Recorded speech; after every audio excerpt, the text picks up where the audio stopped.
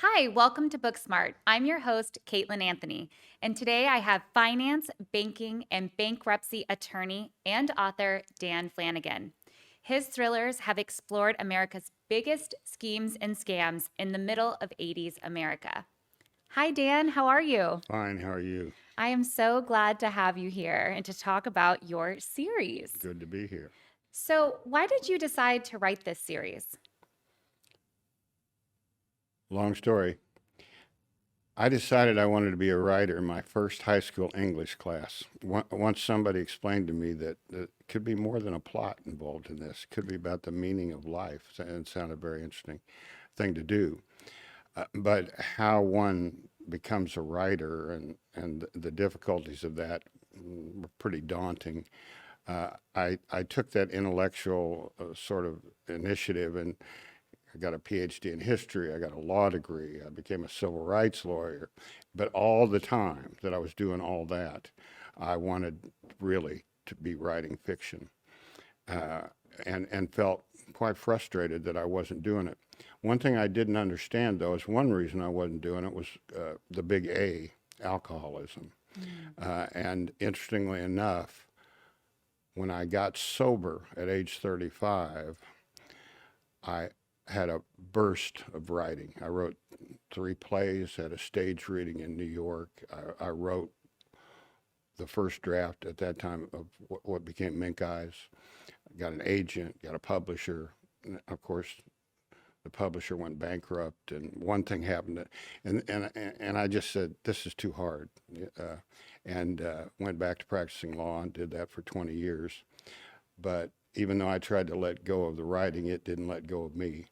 So in 2013, I had a sabbatical for about 3 months, and what I wanted to do was to write something about my wife's 42 years last illness and death. Hmm. And so that I was writing that, but I dug out Mink Eyes out of a box and said, this book's worth putting out there.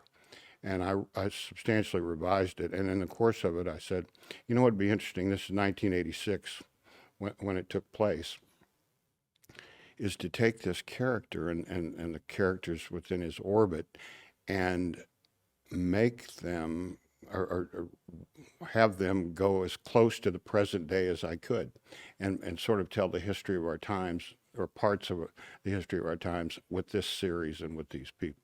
So this I'm now number 3 in what hopefully is a long as I live, 20, 30 book kind of series. So, What an incredible story. And it's interesting because I was going to ask you, what came first, the writer or the attorney? And it's the writer, from what you're saying, came first, and then you became an attorney and really then stepped back into writing. Would you say that's right? absolutely, yes, yes. And even though I was extremely frustrated all those years, it turns out well the way it turned out because I actually have something to write about now, of Yeah. all that experience, lived experience for so long. Yeah. So, how has your experience of being an attorney shaped your books? Uh, uh, they're not per se legal books. There's a significant lawyer character in it, and the detective works for lawyers. So it's all about the legal system. And what that did was give me so many incidents, scams, schemes, disasters, failures, uh, to to sort of inspire. You put some imagination to them, and you make them more interesting, hopefully. But it's given me a lot of lived experience to be able to kind of filter into the books one way or the other. Yeah, that's fascinating. Definitely real life material that you had Yeah, yeah, access yeah. to. Oddly, I was not a criminal defense lawyer or a prosecutor either, and the books tend to be in the criminal area, and so I have to ask my colleagues and do a lot of research because I don't necessarily know it off the top of my head. Even Sure. though all that experience. So And then bringing in your history major and all of that into it. So It's really fascinating how you've kind of brought all these pieces of your life into your writing that seems part, of course, fiction, but then also some of your reality. Yeah, might as well. Yeah. Yeah, I mean, Mink Eyes, for example, the first book in the series, actually started. It was a case that I had as a young lawyer. Now, if anybody reads the book, all that did not happen as a result of it, but it was a mink farm Ponzi scheme down in the Ozarks and in Missouri. And so And so we're coming out of a pandemic. Did that, shift or shape your writing in any way?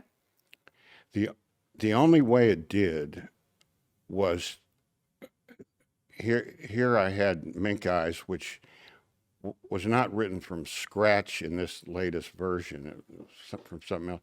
It took a lot of other things off the table, right? I mean, activities, etc.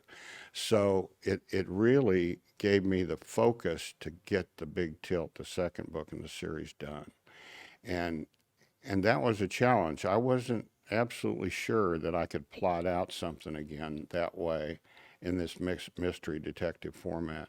So it had that effect, but I don't think it had any other one, Hmm. except to make me generally depressed.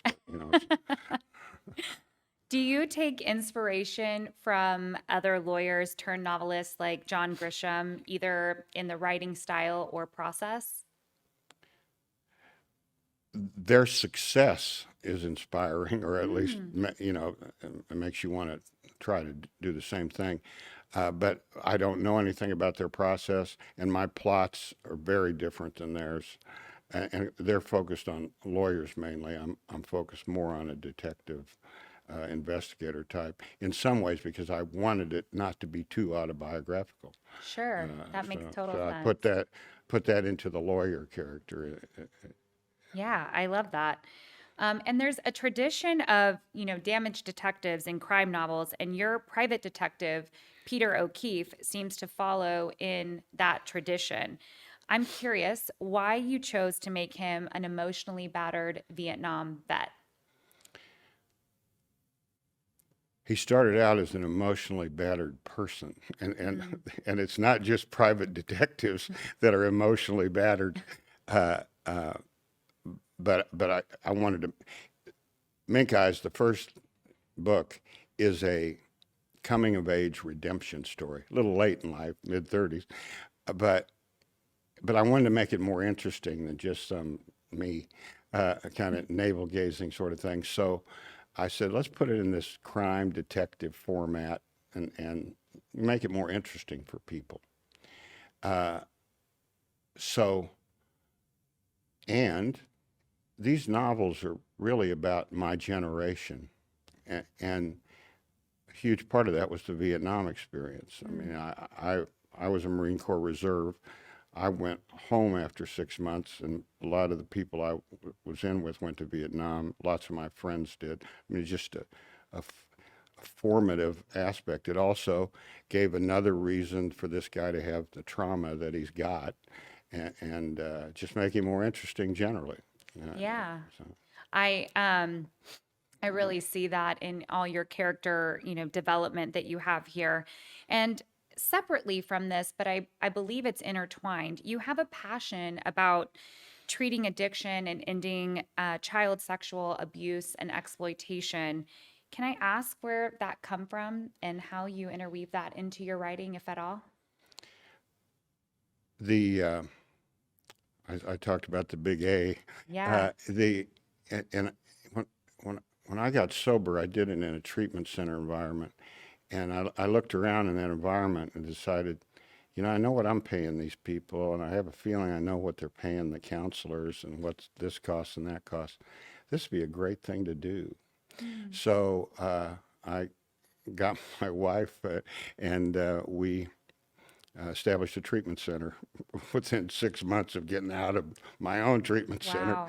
called Sierra Tucson in Tucson, Arizona. It's become world famous, really. But I could only sort of get it there. I didn't have enough money to keep it going, so I sold out, sold it over time. But that commitment to doing that and doing it was, I don't know, I sometimes say it's a complicated, expensive way to stay sober.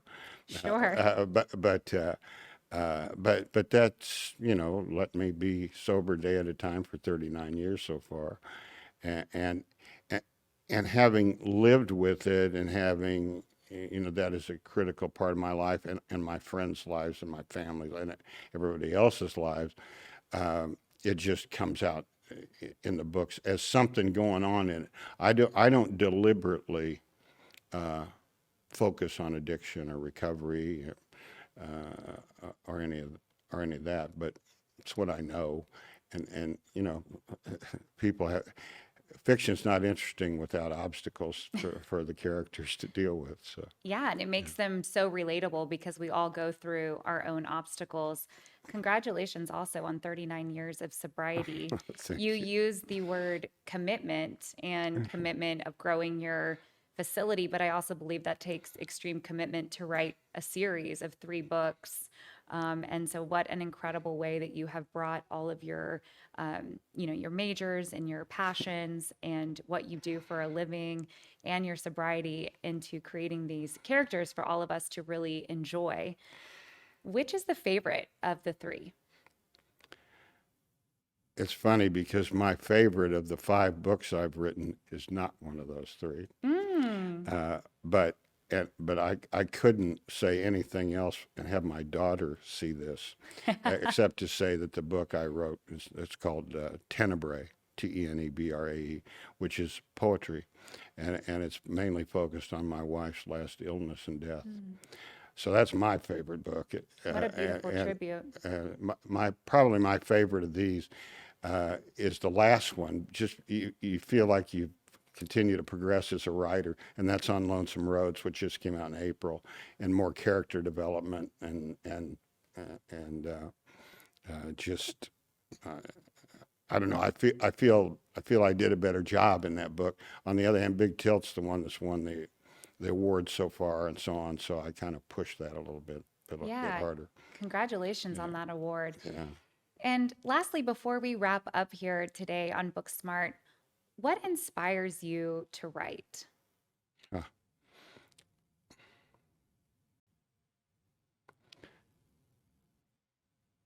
just thinking that it was a fabulous thing to do. I don't, I can't really say anything else except to say, here you could, try to grapple with the meaning of life and put it into context of stories, and it just seemed like what could be a better thing to do.